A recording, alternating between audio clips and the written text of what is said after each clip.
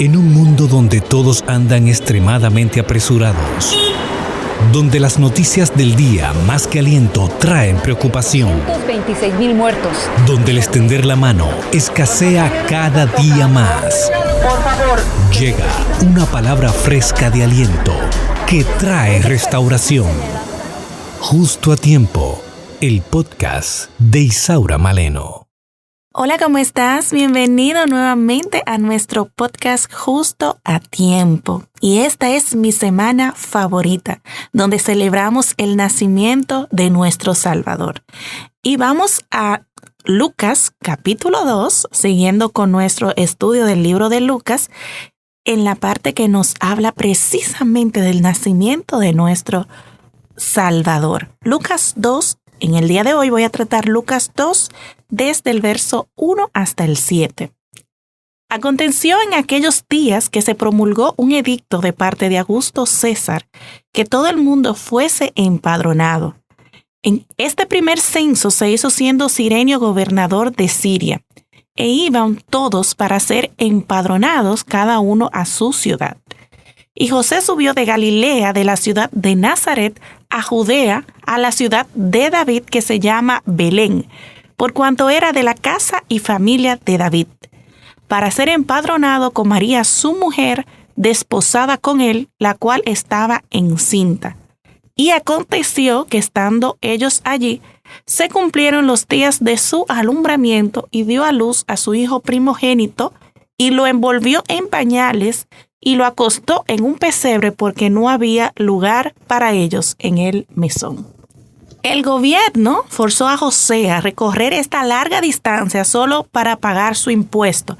Esto era algo propio de esta cultura, o sea, eso no era algo nuevo.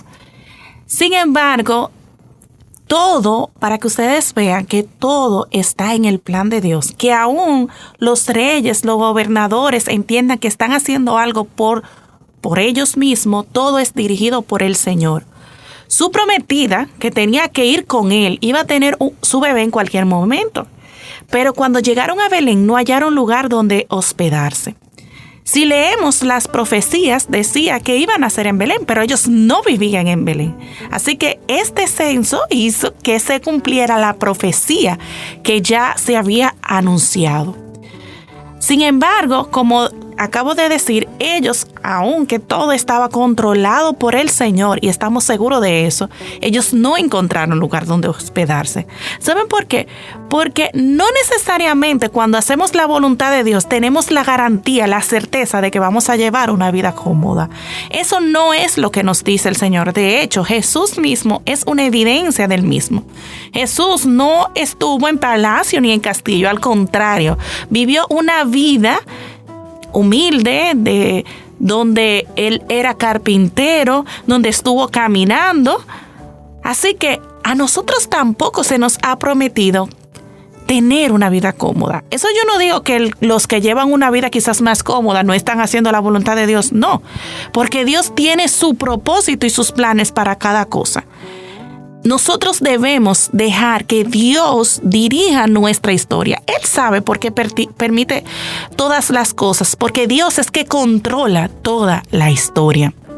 Esta mención del pesebre es la base de la creencia tradicional de que Jesús nació en un establo. Y cuando nosotros pensamos en un establo, bueno, lo que nosotros vemos en las películas, en mi caso particular, ¿verdad? O lo que nosotros vemos en las imágenes, vemos quizás algo muy limpio, pero los establos eran cuevas con depósitos cavados en las paredes rocosas para dar a comer a los animales. Mi madre fue hace unos años a Belén, allá, y me estaba enseñando, y precisamente eran así, eran cuevas. O sea que no es lo que vemos en las tarjetas navideñas, ni lo que vemos en las imágenes en internet, ni en la televisión. Era algo oscuro, sucio, me imagino con un mal olor. Y esta no era la atmósfera que los judíos esperaban para el nacimiento del Mesías. Y quizás esta es una de las razones por la cual ellos aún no reconocen a Jesús como el Mesías. pensaban que el Mesías prometido nacería en un ambiente real.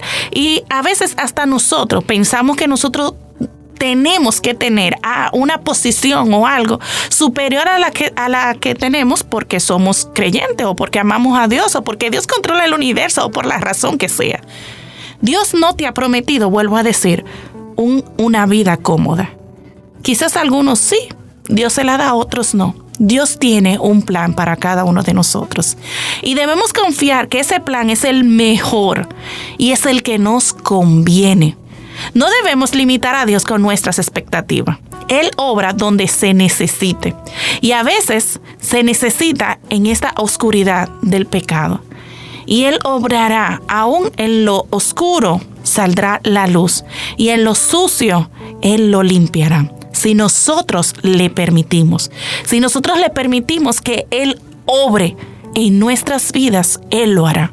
Él cambiará lo feo y lo pondrá en algo sumamente hermoso.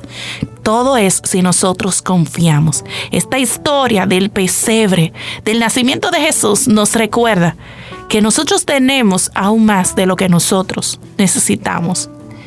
Que aún Jesús, siendo el Salvador, nació en un sitio, en un lugar mucho peor que tú y yo tenemos muchos privilegios que solamente Dios nos lo da por su misericordia y por su gracia. Así que sea este un día de agradecimiento y de pensar en eso. Tengo más de lo que yo merezco. Y debo dejar que Dios cambie todo lo oscuro, todo lo sucio, todo lo que no le agrada de Él en mí y lo cambie para algo bueno, que Él lo va a hacer. Él tiene un plan para mi vida mucho mejor de lo que yo puedo imaginar. Ora conmigo. Señor, te damos gracias. Gracias por este tiempo que tú nos permites, Señor, reunirnos a través de esta vía.